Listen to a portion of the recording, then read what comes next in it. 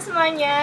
Kalian pernah nggak berpikir kenapa es krim bisa meleleh kalau dibiarkan di luar kulkas? Atau kenapa setrika bisa panas jika dialiri arus listrik?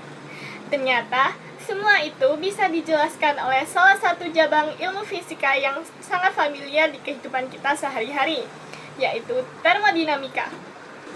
Jadi, apa sih hukum termodinamika itu? Termodinamika mempelajari tentang panas, suhu, dan perubahan energi. Walaupun terdengar sangat rumit, tetapi hukum ini sebenarnya ada di sekitar kita setiap harinya. Hari ini, saya akan menjelaskan 3 hukum utama termodinamika beserta dengan contoh sederhananya agar kalian mudah memahaminya. Bayangkan kalian ingin mandi. Ada air panas bersuhu 70 derajat Celcius dan air dingin bersuhu 20 derajat Celcius.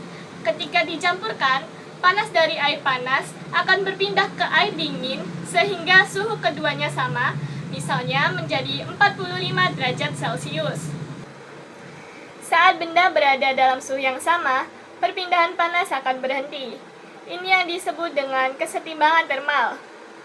Inilah bunyi hukum ke-0 termodinamika, yaitu jika dua benda memiliki suhu yang sama, maka keduanya berada dalam kesetimbangan termal.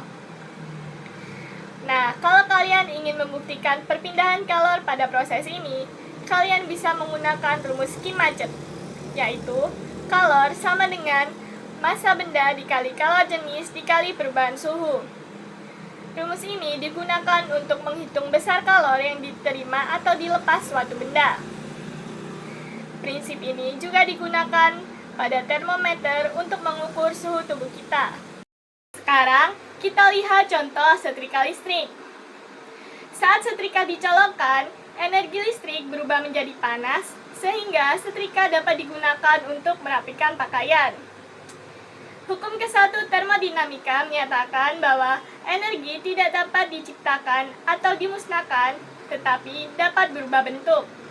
Untuk membuktikan hukum ini, digunakan rumus delta U sama dengan Q kurang V, yaitu perubahan energi dalam sama dengan kalor yang diterima sistem dikurangi usaha yang dilakukan sistem. Artinya, energi yang masuk ke dalam sistem akan berubah menjadi usaha atau energi lainnya. Jadi, energi tidak akan pernah benar-benar hilang, tetapi berubah menjadi energi lain. Sekarang kita memasuki hukum yang terakhir. Hukum ini paling mudah kita temukan dalam kehidupan sehari-hari. Contohnya es krim. Saat es krim berada di suhu ruang, udara panas akan berpindah ke es krim sehingga es krim akan meleleh. Tetapi, apakah es krim yang sudah cair akan membekus dengan sendirinya di meja? Tentu saja tidak, karena hukum kedua termodinamika menyatakan bahwa kalor secara alami akan berpindah dari benda yang bersuhu tinggi ke benda yang bersuhu rendah.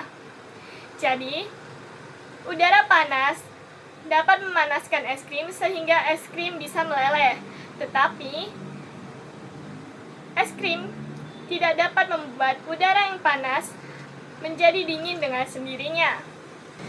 Untuk melihat hubungan kalor dan perpindahan energi panas, salah satu rumus yang sering digunakan adalah efisiensi sama dengan usaha yang dihasilkan dibagi kalor yang diterima dikali 100%. Rumus ini digunakan untuk menghitung efisiensi mesin kalor. Karena hukum kedua, tidak ada mesin yang efisiensinya bisa 100%. Selalu ada energi yang terbuang sebagai energi panas. Jadi, kesimpulannya, hukum ke-0 termodinamika menjelaskan tentang kesetimbangan suhu. Hukum ke-1 termodinamika menjelaskan bahwa energi tidak akan hilang tetapi berubah bentuk. Hukum kedua termodinamika menjelaskan bahwa energi dapat berpindah dari benda yang panas ke benda yang bersuhu dingin. Tanpa kita sadari, hukum termodinamika selalu ada dalam kehidupan kita sehari-hari, mulai dari mandi pagi, memasak, menyetrika, hingga HP yang kita gunakan sekarang ini. Itu saja penjelasan dari saya, semoga dapat dipahami. Terima kasih atas perhatiannya. Wassalamualaikum warahmatullahi wabarakatuh.